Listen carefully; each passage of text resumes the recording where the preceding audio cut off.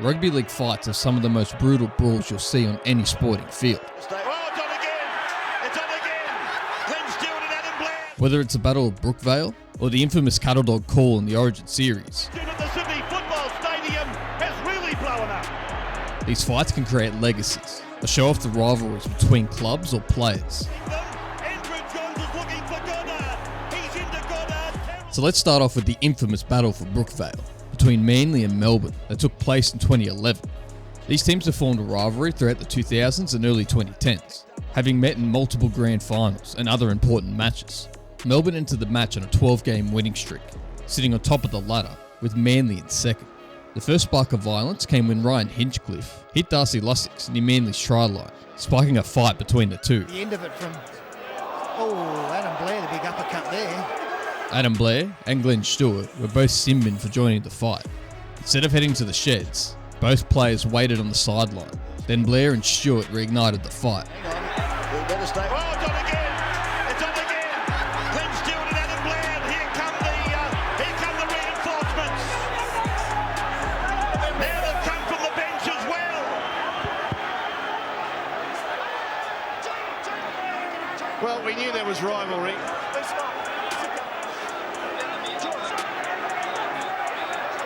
Well, that takes me back to a couple of blokes that got sent off at a test match in Brisbane many years ago. Was it Greg Dowling and a fella called Tomato or something? They got off the field and then they carried it on. Yeah, Kevin Tammany. The brawl would see both players' punishments be upgraded from a sin bin to a send-off, ending their time in the game. After the match, the NRL Judiciary judged 10 players and 2 officials from both teams over the incident. Glenn Stewart was suspended for 3 games and Adam Blair was out for 5. With both clubs being fined $50,000. It is remembered as one of rugby league's most infamous brawls of the modern era. Now, let's move on to what many consider the most vicious fight in rugby league, and that's Manly and the Newtown Jets brawl in 1981. It was a semi-final match, with Broadhurst and Bowden, who were both front rowers, becoming the main players in the fight. Bowden landed headbutts and punches, causing Broadhurst to fall to the ground, and Bowden continued to land punches while he was down. After the initial fight was broken up by the referee, Bowden again headbutted Broadhurst, reigniting the fight. The brawl spread to 3 separate groups of players, all continuously throwing punches. And this all happened from a scrum in the 2nd minute of the game. Around the side of the scrum, there's a brawl erupted now. Make no bones about this one. There are 3 separate groups fighting. Broadhurst handling Bowden out to the left. And they're going at it hammer at times, like 2 heavyweight fighters, these two. And on the quarter lines, another Millie with 5 or 6. Broadhurst down, Bowden still pumping punches. They're doing the line umpire standing over them. It's erupted again. Gerard is having a go there with Blythe. Blythe is down. Some Moonies over there. There's Jensen and Prilich. Is it Prilich?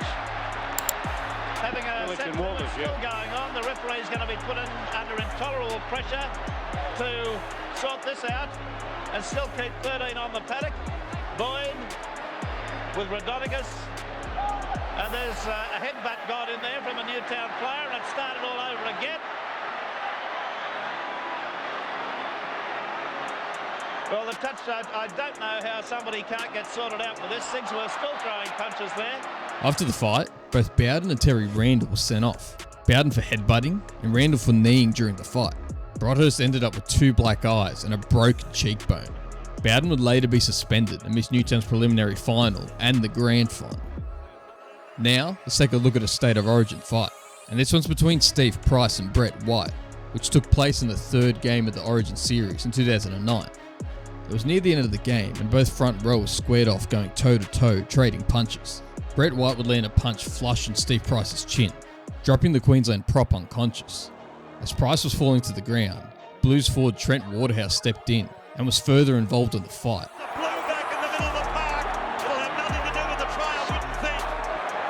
But there's a ball of players back towards centre ground. And afterwards, he would become the first Blues player ever to be sent off during an Origin match, while White and another player were sin-binned. Onto another Origin fight, we moved to the 2nd game of the 1984 series. It didn't take long for this fight to start. In only the 2nd tackle of the match, a massive fight broke out, triggered by Steve Roach, who threw the first punch. 3 separate fights broke out at the same time, with multiple players from both teams being involved.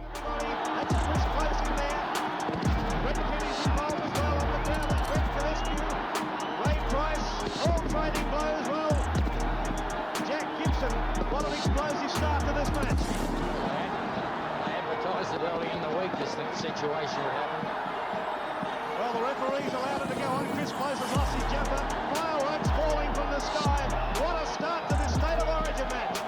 Barry Gomersall has often been quoted as saying that he's here to referee the game, not a fight. But who's going to stop the fight? Despite the violence, it was only a penalty against the Blues, and the refs allowed the game to continue without sending off any players. The opening minute set the tone for the game, and it established the 1984 Game 2 Origin match as a classic. Now, we move on to the Tigers vs Cowboys, and it's the Robbie Farah vs Anthony Watts fight that took place in 2009. The fight began from a scrum, with Anthony Watts apparently throwing a cheap shot at Farah, with Farah quickly retaliating, and both players exchanging multiple punches. Hang on a sec. Wind the clock back. Here we go. At Leichhardt Oval on a Sunday afternoon, and Farah's getting his get square on Anthony Watts. Watts is on the canvas. The rest would end up sending both players to the sin bin. Now, let's look at an international test match with Australia and New Zealand in 1985. This fight would involve two enforcers from both teams, Greg Dowling and Kevin Tamati. Both players were involved in an on-field fight, and both players would be sent to the sin bin. As they were walking off, the fight didn't end there. Similar to the Battle of Brookvale, they fired back up on the sideline, with more punches being thrown. Now, let's move on to the Panthers v Broncos fight in 2003. The fight occurred during a regular season match, and Gordon Talis, known as the Raging Bull, was clearly angry. Look at that face. Talis would unload a barrage of punches onto Ross, who tried to fight back, but was clearly overwhelmed. You see that Talis hit Ross when Ross was trying to run back on side. This, among many other incidents, really cemented him with his nickname as the Raging Bull. Now, we move on to the infamous Cattle Dog fight in Game 3 of the 1997 State of Origin series. The Cattle Dog call was born from Tommy Raudonikis, the New South Wales coach at the time. Cattle Dog was a code word, which meant for his players to start a fight. The idea came from wanting a rally call of aggression. He would yell Cattle Dog from the sideline, and the players knew that meant an all-in brawl. In the match, the Blues were getting dominated in the opening minutes, and a scrum was packed down. With Tommy calling Cattle Dog, Blues prop Mark Carroll threw the first punch.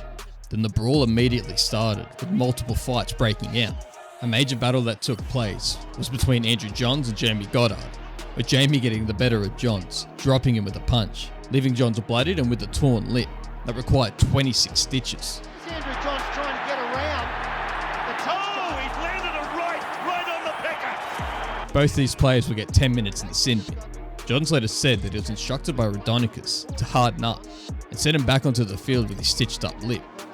Due to a crackdown of punches in rugby league, there's a chance we'll never see fights similar to these again.